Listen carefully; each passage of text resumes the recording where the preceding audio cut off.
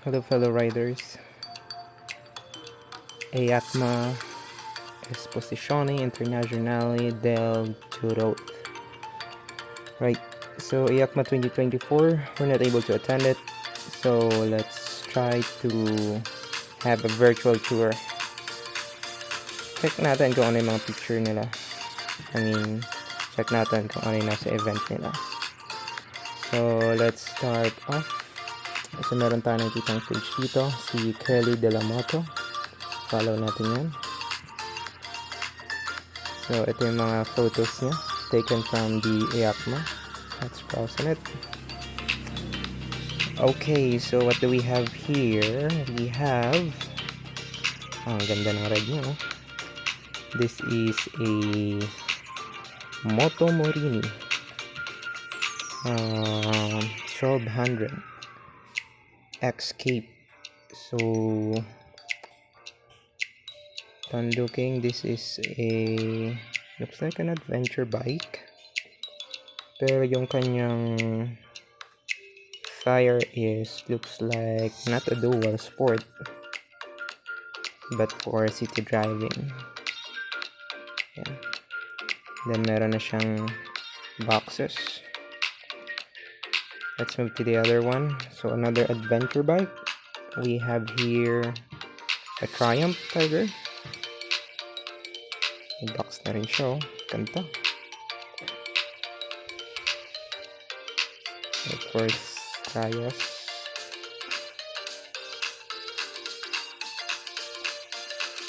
Grabe. So that's a Triumph adventure bike. Tiger. Now this one, so this is under sports naked naman. We have CB1000 or street bike. So this one is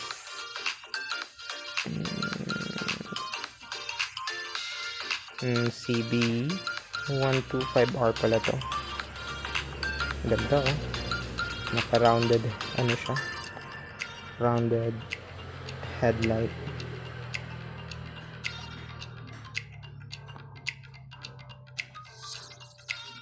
And notice this one, kanyang underneath,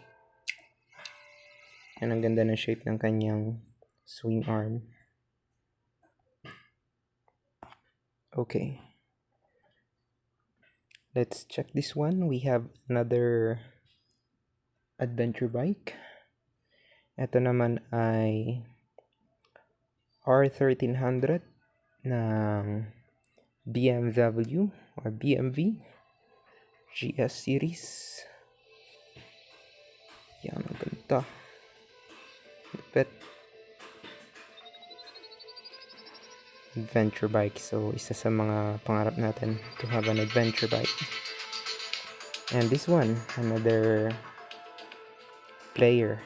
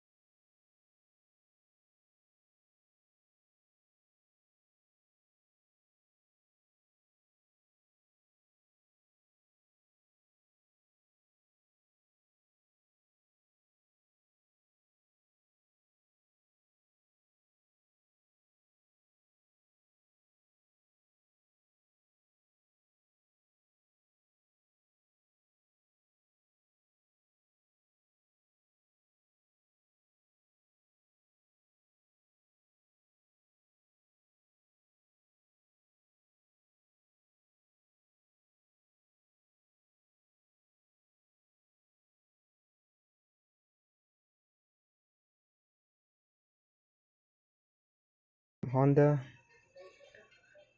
Another one from Moto Marini. I think that's the same one ng kanina natin tinitignan. But this is on a different color. Yeah, this. Then this one, we have a Benelli. What's Benelli is this one? It's like an 800cc Benelli. Hindi natin mabasa. Anyway, let's move on. Another one. This is a Super Adventure 1390 from KTM. Wow.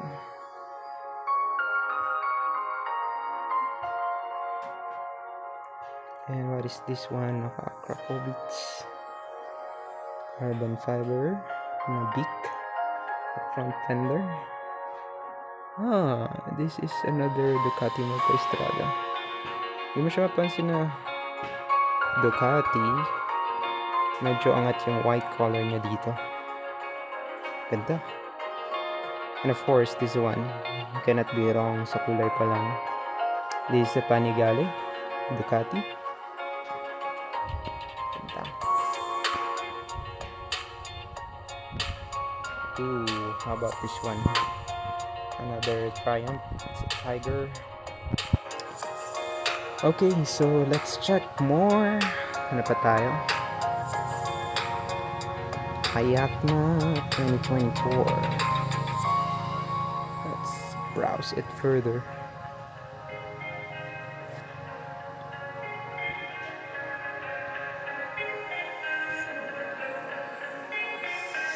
Okay, we have some video there. What's this? So, from Street Moto, they posted this one. What is this? SYM Motors. Nice. SYM PTL VT. Grabe oh, it's a Maxxis Scoop. It's for 2025. Upcoming units.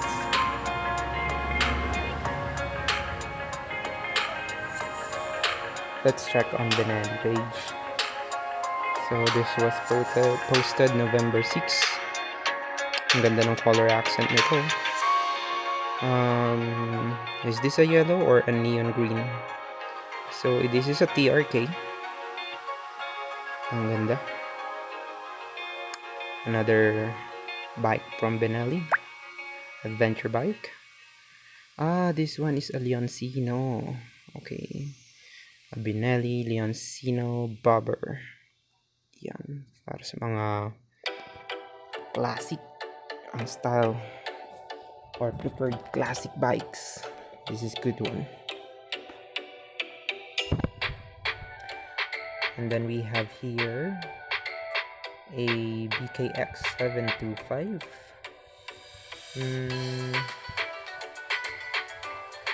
Yung shape niya, there's a resemblance sa Africa Twin. Ganyan yung hugis or hubog ng front part ng kanyang body. BKX 725S. Another one. Iba rin ang color accent. And then this one is, wow, ang ganda ng color niya guys.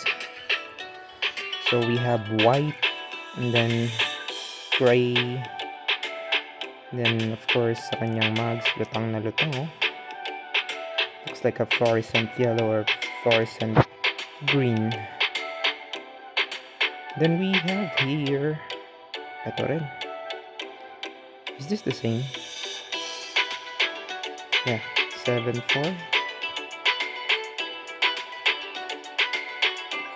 7.5 and BKX 300 and another adventure bike, BKX 300.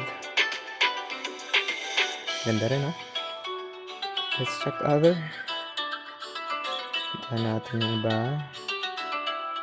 From RCB Global, check naman natin si RCB. What do they have? Of course, brake system. Let's see if they have something new. So these are their mugs. Meron din silang Rayas type. Okay. Ooh, si Rock Bogoros. Of course, wearing his KTM jacket. And there's this KTM bikes na definitely nakasetup na kay Bogoros Performance.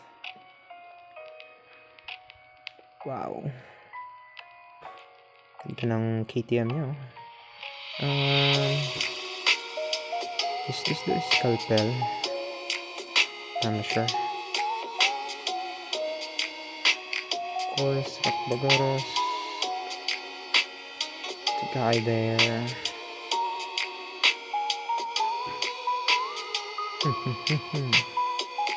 Looks like he's putting some RCB accessories on this bike. Is it? Oh, wow. Look at this one. Ganda ng accent niya, kasi nagmukhang Honda. There's a Yamaha blue for the mugs. And then toned with red fairings. Of course, RCB is red. And with yellow. Pirelli logo there. Ang ganda ng accessories from RCB. Of course. What's the name of this guy?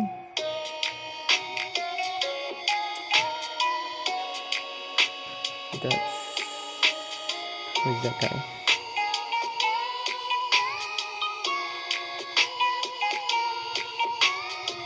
Wow.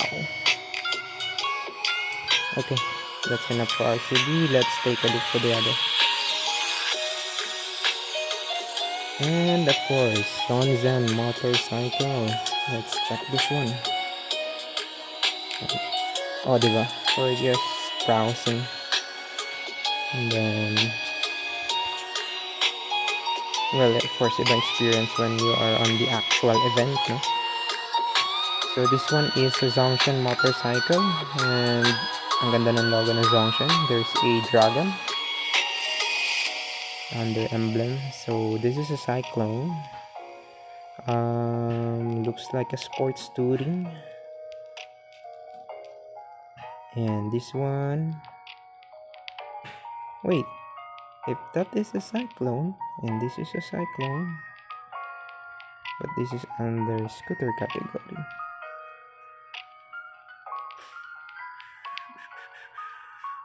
What is Cyclone? I think Cyclone, but this is all Sonzen. Bakit Cyclone lahat to? RT2.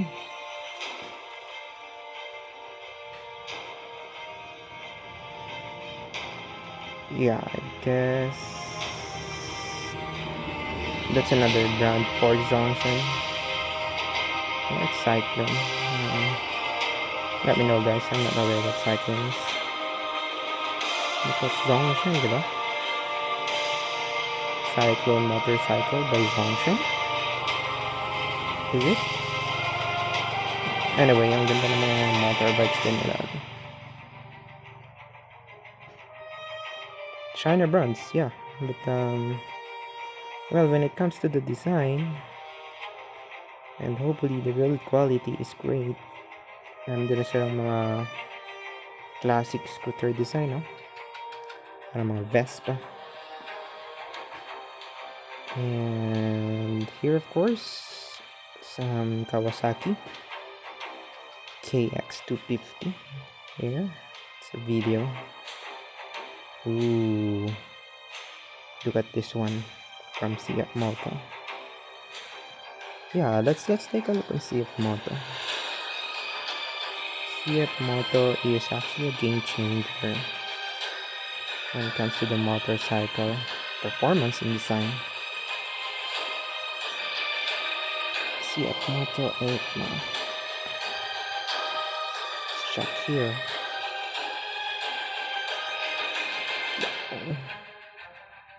Wow. Ooh, it looks like pang racing na engine from Seat Moto. Ipapasok na sila for the racing category. Ang ganda. Look at this, oh. The winglet. Superb.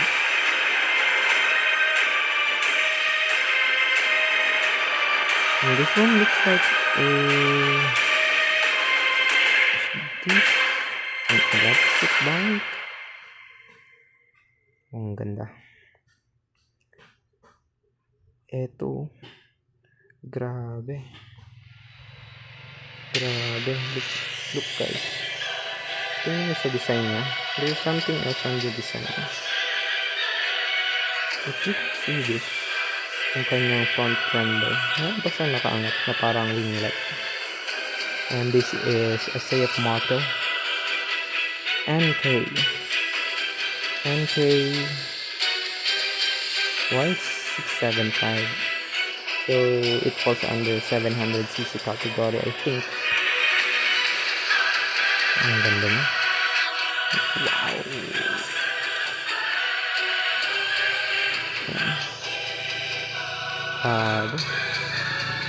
You know what, Seat Moto is a brand na pwede mo talagang tapat into KTM, into Suzuki GSX 8S. Yun. I think that's the best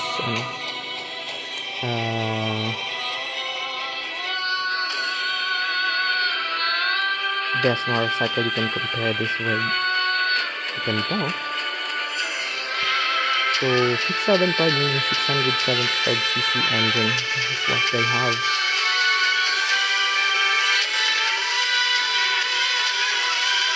Wow. And look at this one. C4. Looks like an ATV. And another vehicle for an adventure. Okay, another one. This is a UTV. There we go, another 4 wheels here. Wow. Seat Moto is something else. They're doing great machine actually. I think we have seen enough, no? Ganda. So, we're not on the EICMA, but we're able to see some of the new bikes that they are launching in the coming year. So yeah, the one that we saw earlier, it's really an NK 675. So when it comes to the handling, 2-level adjustable traction control niya. Grabe na, asig talaga ng design niya. Amazing.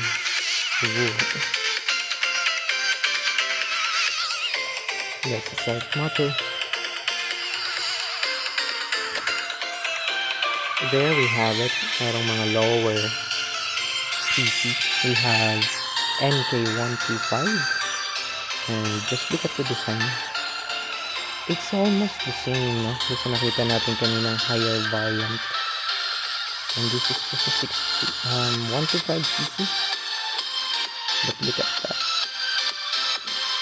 Grabe. The engine is lower compared din sa nakita natin kanina, pero if you look sa design niya, you can really find the resemblance niya. Hindi nila nilayo yung design concept to the bigger unit.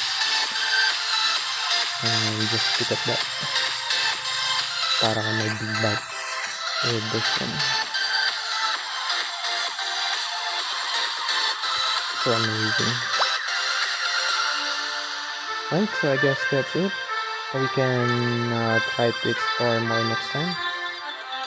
But so far, those are the content we saw on Facebook for EICMA 2024.